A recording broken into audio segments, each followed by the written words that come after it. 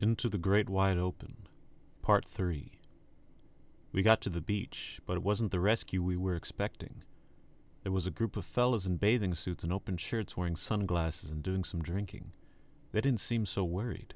The one with the flare gun had a bottle in his hand and was staggering around. His friend and the likely owner of the boat looked like he was about to pull his own hair out as he stared at the beached vessel.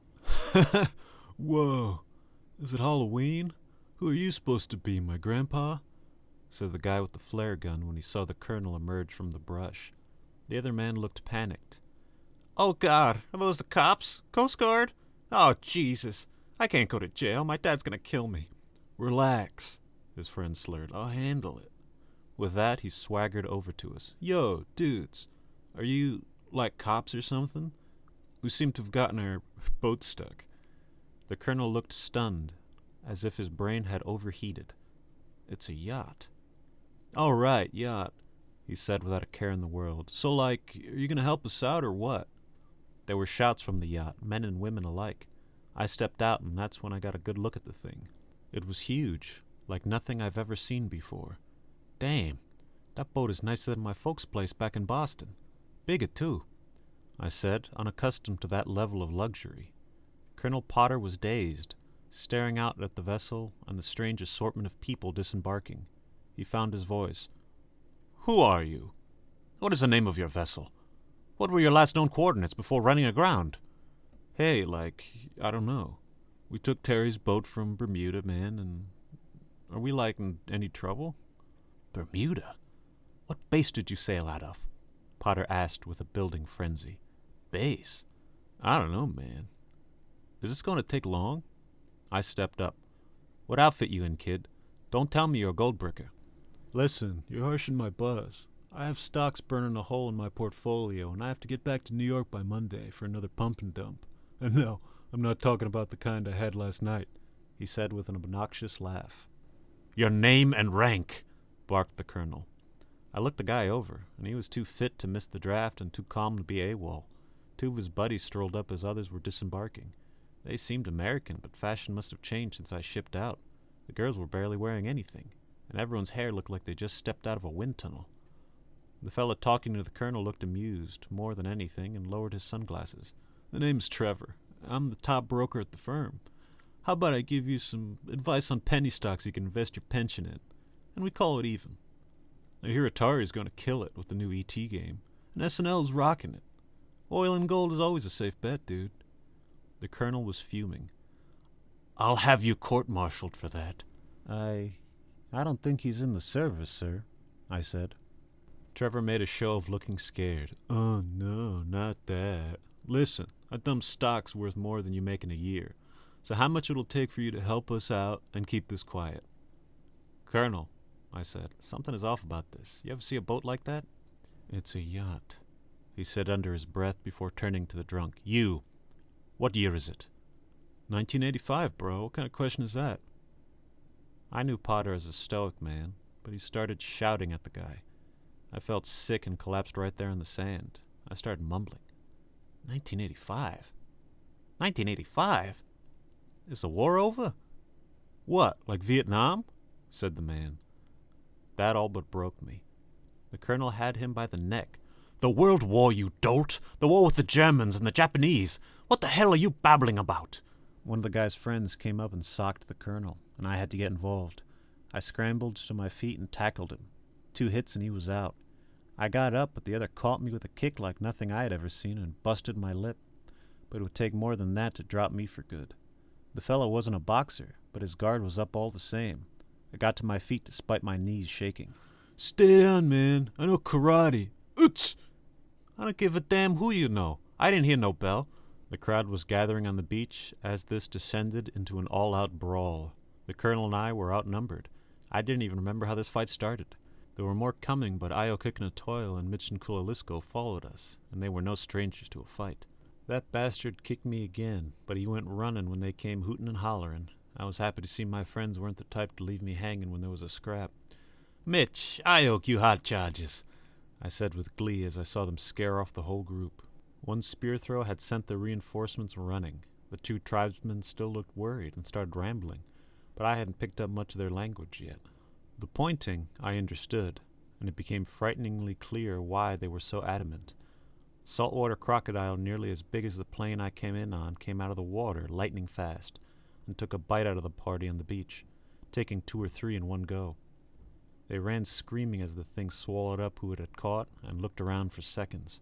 The 3 we were fighting had already backed off and would have run for the hills if a net held tightly between 2 sprinting dinos hadn't wrapped them up and dragged the lot away in one go. Our friends gestured for us to run. It was the Spaniards coming to investigate. They were on us quickly and were rounding up the partygoers on the back of their raptors. One even drove a lance into the croc and sent it fleeing back into the sea. Mitch and Io ducked and disappeared into the brush. I was ready to follow, but the colonel took out his sidearm and fired. He took out one of the riders and ordered me to stand my ground. "We need answers and something to offer your Viking friend. Clear the scouts and we can evacuate these dullards before more come," said Potter. What was I to do? There were too many to count and moving too fast to even try. I grabbed a branch and just tried to survive as the Spaniards came out of the woodwork. I swung my makeshift club at one of the raptors snapping at me, but this was a losing battle. The last thing I remembered was the butt of a rifle coming down at me. It was all black after that. I woke up in a cart. It was being pulled by one of those 3-horned things, and I wasn't alone. Mitch was there, and a lot of those idiots from the beach crammed in with us. One of them was yelling, "You guys don't know who you're messing with. Do you know who my father is? He'll have your nuts for this." The Spaniard took out a flintlock and stuck it in his face. That shut him up quick. I was shoulder to shoulder with the drunk who we started the brawl with. "Trevor, I'm scared," said the blonde, clinging to him. "It's all right, babe. I'll handle it," he blustered, still buzzed but sobering up.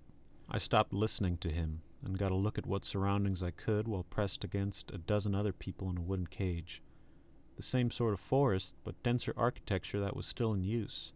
There were people working the fields and pyramids. But what was most striking was how everything glittered in the sun. The road and the walls were made of gold. "Christ, this is El Dorado," I said to myself. I didn't know much about history, but I did know about treasure. I read about it as a kid. I was obsessed with it. Captain Kidd's treasure, Oak Island and all that. It was awe-inspiring. I never thought I'd be here. It would have been nice if it wasn't in the back of a cart on my way to being a slave. "Elder what?" said the guy crammed up next to me. "Think you watched Raiders a few too many times, buddy." "What are you babbling about?" I snapped. "I'm talking about the City of Gold, you snap-ahead." "Yeah, whatever, man," he retorted. "I saw the Goonies too, and you don't see me acting all smart." I gave a sigh. I was in my 20s, too young to be feeling old. 1985, huh? It was 1941 last time I checked. "Huh. Yeah, right," he said morosely. "We're in the back of a cot being pulled by a dinosaur, you mook. What don't you believe? Just tell me how the war with the Germans went." "Oh, like, we won. We beat them and nuked Japan," he said. "What the hell's a nuke?" I talked with the fellow all the way down the road. His grandfather was in the service and used to tell him stories, he said. The kid wasn't all bad, but as thick as a brick. I still wasn't sure how time worked in this place, but I prayed to God that I wasn't his granddad. It was a long way to the Golden City. A bumpy one at that. Across a bridge between 2 massive lakes. You saw the canoes going by in the clear blue depths. It was scary to think what could be down there. Swimming the thing didn't seem like an option after what I saw. Even the guppies could probably swallow you whole. Those working the fields were doing so under threat of force, but at least the guards looked uncomfortable in this heat. The sun was a killer, and that steel helmet and chest piece had to be cooking them. They had built a church, and had the decency to make it out of stone and not tear down what was around for the gold to do it. The structure looked humble compared to the one back home, though it felt strange seeing the cross hanging over a golden city of slaves. The idiots from the boat were talking. I wouldn't have exactly called it planning. "Trev, soon as they stop this cart, we go for it, bro. I'll go left and you go right." "Brad, you know I got you. But I can make a deal. I'm not the top stockbroker in the firm just because of my looks," Trevor boasted. "They are like Italians or something, bro," said Dennis. "How are we going to convince them?" "They aren't Italian, idiot," said one of the women. "They're Mexicans." "Listen, My nanny was Mexican. I've been speaking Mexican since I was 5. I can handle it. Shit, give me a few hours, and we'll be running the place." They were high-fiving each other with what limited space we had. I wasn't holding out hope things were going to go well. I don't know about this, Trevor. We should just do what they say," said one of the girls. "Susie, relax. I know what I'm doing," said Trevor. The cart came to a stop, and a few Spaniards stood guard. An officer gestured to some slaves to release the prisoners. The tribesmen moved quickly, removing the latch and scurrying away. The fellow in charge started talking, but I couldn't make heads or tails of it. The pointing and look of disgust, I did understand. There was a priest with him who said some words. I bowed my head like I was taught. I could tell a prayer in any language. Trevor stepped forward with a confidence saved only for fools and kings. "Listen, amigos. This is a huge misunderstanding, comprende? Yo soy Americano, you know?" The officer gestured to a guard, who proceeded to double over the chowderhead with the butt of his rifle. He went down and wheezed. It seemed sufficient to quell any other fires of rebellion. Trevor was on his knees, clutching his stomach. He started to beg. "All right, por favor. Look, take my watch. It's worth a fortune." The officer snatched it up quick enough. He took a good look at the platinum band and gestured for the lot of us to be lined up. I helped the fool onto his feet so there wouldn't be any more trouble, but one of the guards shoved me back.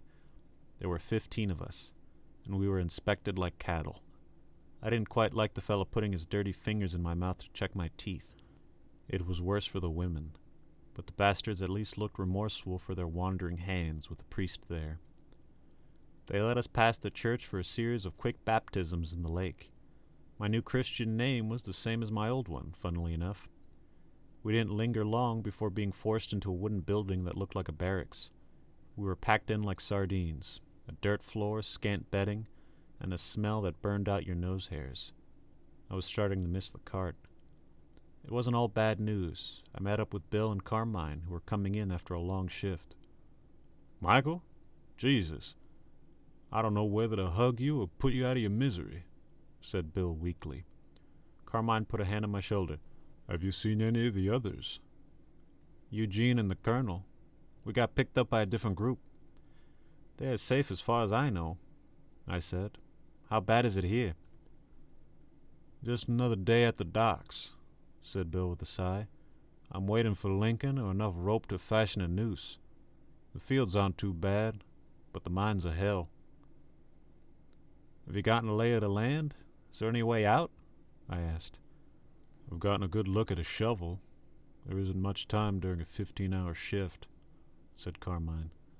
"The only time we have off is to sleep, say our prayers, and choke down some old stew if we're lucky. There's a lot of corn as well. I'm sick of it. It's like I'm back in Georgia," said Bill. Looks like we're slaves now," I said matter-of-factly. It was a rough few weeks from there. The fields weren't as bad as they said, but the mines were worse. Dark, dank, and filled with pits, gas, and creatures you never got a good look at, even while they were snatching one of the workers. Bill and Carmine were as tough as ever. Those bums from the boat were a waste of all that muscle.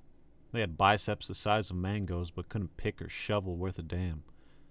We didn't see much of the ladies. They had us say our prayers every morning and evening, before every meal, and before we got into the mines. It was a strange thing to think we had the same God. The whip crackers at home at least gave us a wage. The wind was picking up the last few days, and the rain that started light turned into nothing short of torrential. We were huddled together for dear life in that little wooden structure.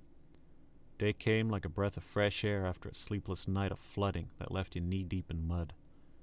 The natives had built their homes on the lake, like floating islands connected by causeways and canals.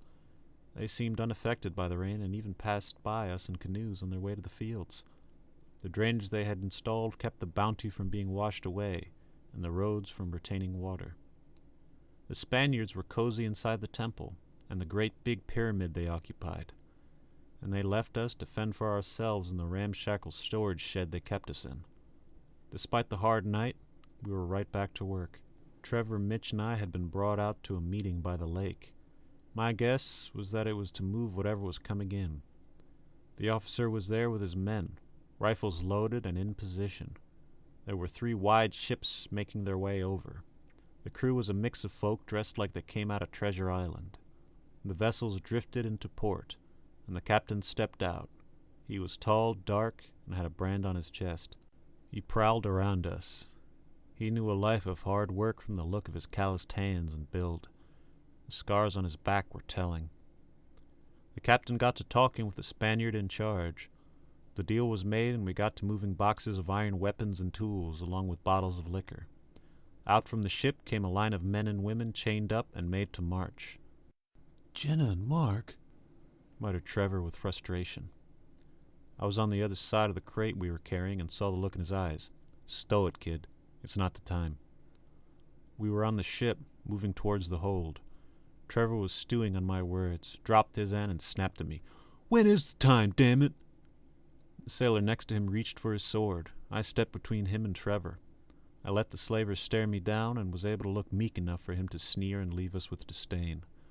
I picked up my end of the crate, and he followed along, though you could tell he was thinking something over. We made it to the bottom of the hold, and he started pacing around. "Don't try anything stupid, kid. I know you got it in you," I harshly whispered. He didn't answer, but it was clear my words were only fanning the flames. One of the pirates came to see what was taking so long. He was wearing the olive drab of one of ours. "Where did you get that?" I muttered. He spoke English, and it caught me off guard. "What is it to you?" "You can understand me?" I said with unveiled surprise. I always had a lousy poker face. "I was sold by my own to your kind, and worked your fields long enough to know," said the pirate. I was poor and Irish. I never had no slaves. But now wasn't the time to argue. "Where'd you find that shirt? Is the guy still alive?" "There was a steel hull in the forest with 2 dead men mangled inside. We took what goods they had, but it was all useless, strange tools and muskets you couldn't load." This was an opportunity, but I couldn't get too excited and blow it. The pirate put 2 and 2 together quickly. "You are one of these men, the same army. Come with me, show me how they work." I looked at Trevor. He nodded nervously, not as dumb as he looked, but still a wild card in this. "All right," I said. "Show me what you found." The pirate smiled. He saw this as an opportunity as well, and led us to the back of the cargo hold to the supplies they took from the plane. Survival kits, equipment, an M1 carbine, and a Thompson. This was too good to be true. I went over, but in too much of a hurry for his liking. He drew his sword and had it at my throat quick enough. "You show me, but no tricks." I gulped. "No tricks, honest." I slowly approached the table and looked the guns over. If I was quick... The pirate wasn't stupid. "Jabari, come down here. Bring Cecil." 2 more pirates came down, and the odds were now further from a reasonable risk. I walked over to the Thompson and fiddled with it. "I need my buddy to help." Trevor hesitated before being shoved forward. He leaned over my shoulder gingerly and made a show of looking and acting like he was ready to help. He whispered, "I don't know anything about guns. What do you want me to do?" I opened the survival kit and found a flare gun. I laid it down and got back to what I was doing. "Listen, this gun is gonna go off, so you need to duck and cover when it does. Are you a good swimmer?" "Hell yeah, I am. I was a lifeguard," said Trevor. "No whispering," ordered the pirate. "Don't try anything smart." "It won't be smart," I muttered. I removed the firing pin spring on the Thompson and filled the sear. I took a look at the M1. Someone had jammed a ramrod in the barrel. I pulled it out and made sure nothing else was obstructing the operation of the weapon.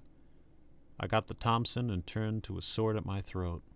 He was quick and deadly. I couldn't beat him man to man.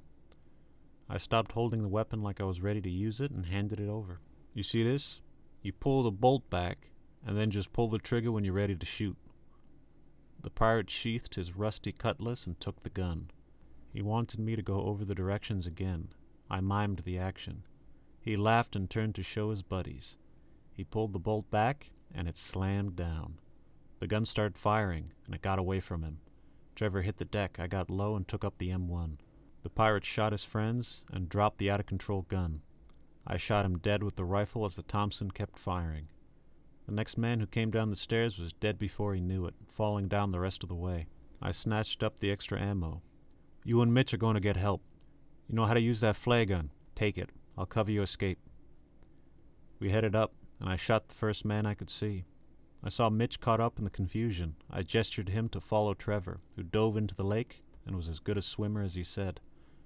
I moved up with the Thompson slung over my shoulder. I cut the boat loose and let it drift.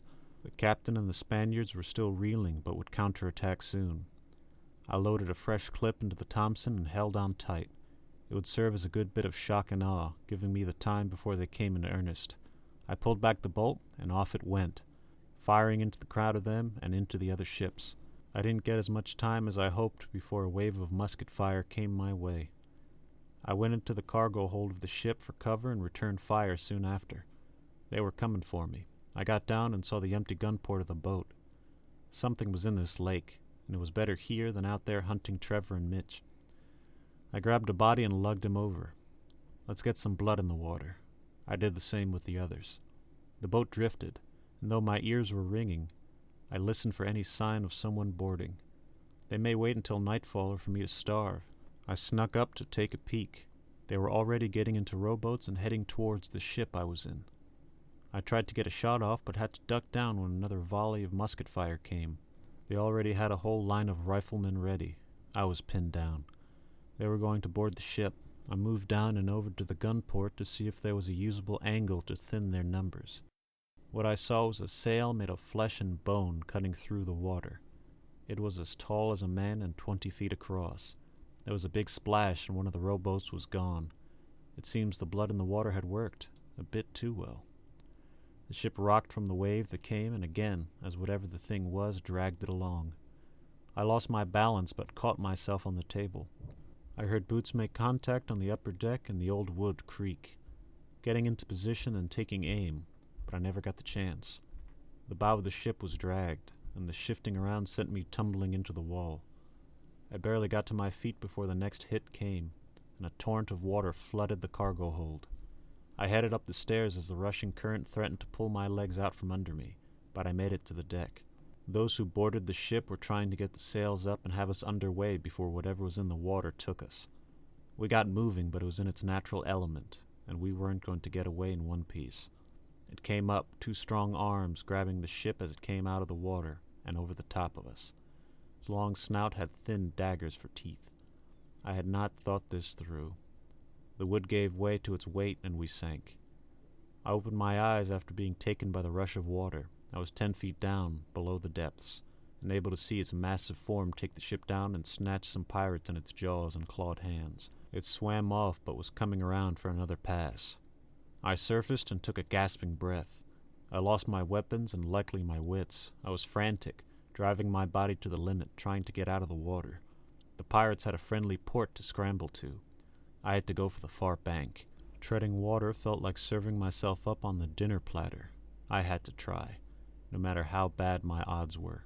The sail passed me, and the current pushed me along. It made a wide turn and headed back toward the port. It came up fast and threw its upper body onto the dock, snapping at anyone nearby and kicking its legs as its tail swung over and snapped the mast of one of the ships. The side stroke I was using gave me a good view of the carnage, but it was about to turn.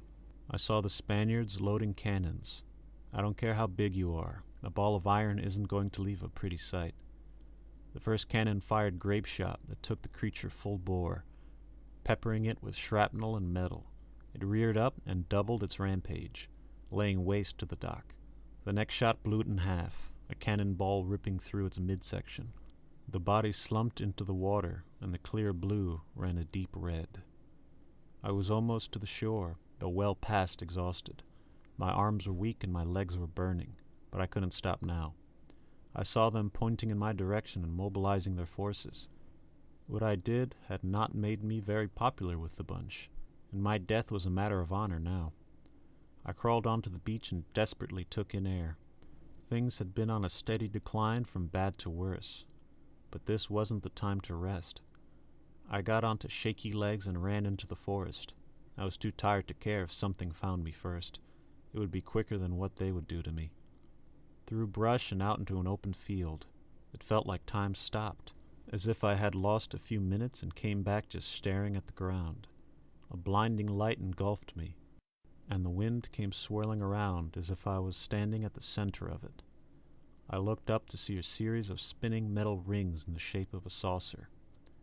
"Christ almighty, give me a break," I whined, as the flying object made a droning sound that pulsed and stunned me. End of Part 3.